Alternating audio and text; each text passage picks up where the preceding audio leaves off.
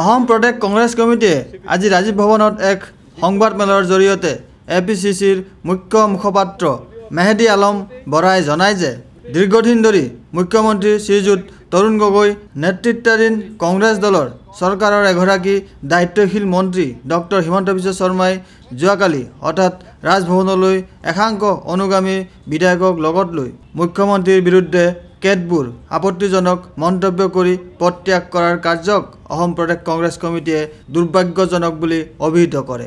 লগতে বৰাদেৱে জনায় যে শ্ৰী শৰ্মাই প্ৰত্যাগৰ পিছত সংবাদমেলত কৰা কিছু মন্তব্যই কংগ্ৰেছ কৰ্মী আৰু ৰাইজৰ মাজত যি বিভ্ৰান্তিৰ সৃষ্টি কৰিছে। এই সন্দৰ্ভত এপিচিচিৰ সমিতিয়ে কয় যে কংগ্ৰেছ দলৰ কোনো সদস্যই বিধানসভাত সুকীয়াকৈ গোট হিচাপে পৰিচয় দিব নোৱাৰে। লগতে তেওঁ কয় যে শ্ৰী শৰ্মাই সংবাদমেলত মুখ্যমন্ত্ৰী তৰুণ গগৈদেৱৰ সন্দৰ্ভত যিবোৰ আপত্তিজনক মন্তব্য কৰিছে দলে তাক অগ্ৰাহ্য কৰিছে আৰু এনে কাৰ্য দলৰ নীতি আদৰ্শ তথা সংবিধানৰ পৰিপন্থী বুলি শ্ৰী বৰাই সাংবাদিকক জনায়। শ্ৰী শৰ্মাৰ পদত্যাগৰ পিছত সংবাদমেলত কৰা কিছু মন্তব্যই কংগ্ৰেছ কৰ্মী আৰু ৰাইজৰ মাজত যি বিভ্ৰান্তিৰ সৃষ্টি কৰিছে সেই সন্দৰ্ভত অসম প্ৰদেশ কংগ্ৰেছ কমিটিয়ে প্ৰতিক্ৰিয়া ব্যক্ত কৰি কয় যে কংগ্ৰেছ দলৰ কোনো সদস্যই বিধানসভাত সুকীয়া গোট হিচাপে পৰিচয় দিব নোৱাৰে আৰু কংগ্ৰেছ দলৰ সকলো বিধায়ক কংগ্ৰেছ বিধায়িনী দলৰ নীতি নিৰ্দেশনাত পৰিচালিত হ'ব। লগতে শৰ্মাই সংবাদমেলত মুখ্যমন্ত্ৰী শ্ৰীযুত তৰুণ গগৈদেৱৰ সন্দৰ্ভত যিবোৰ আপত্তিজনক মন্তব্য কৰিছে দলে তাক অগ্ৰাহ্য কৰিছে আৰু এনে কাৰ্য দলৰ নীতি আদৰ্শ তথা সংবিধানৰ পৰিপন্থী। ঠিক একেদৰে সংবাদমেলত শৰ্মাই মুখ্যমন্ত্ৰীদেৱৰ ওপৰত কৰা অভিযোগসমূহ উদ্দেশ্যপ্ৰণোদিত।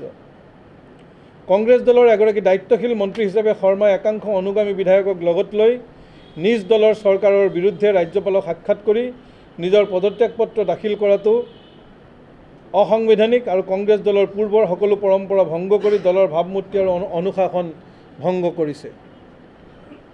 যিহেতু স্বাস্থ্য আৰু শিক্ষামন্ত্ৰী শৰ্মাৰ নেতৃত্বত মুখ্যমন্ত্ৰী শ্ৰীযুত তৰুণ গগৈদেৱক অপসাৰণৰ বাবে দীৰ্ঘদিন ধৰি চলাই থকা বিসম্বাদী কাৰ্যক কংগ্ৰেছ হাইকমাণ্ডে সকলো দিশ পৰ্যালোচনা কৰি মুখ্যমন্ত্ৰী শ্ৰী তৰুণ গগৈদেৱক সলনি নকৰাৰ সিদ্ধান্ত গ্ৰহণ কৰিছে। এনে স্থলত কংগ্ৰেছ হাইকমাণ্ডৰ সিদ্ধান্তৰ বিৰোধিতা কৰি শ্ৰী শৰ্মাই দলৰ কেন্দ্ৰীয় নেতৃত্বৰ কৰ্তৃত্বক অগ্ৰাহ্য কৰাটো দলীয় শৃংখলাৰ পৰিপন্থী বুলি অসম প্ৰদেশ কংগ্ৰেছ কমিটিয়ে অভিহিত কৰে।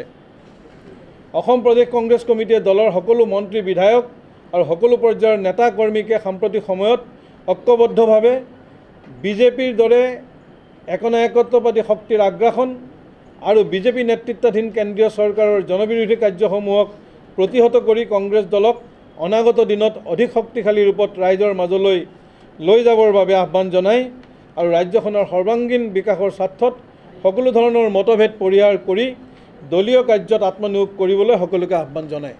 Video' journalist Sushanta Das, Sentinel news, Guwahati.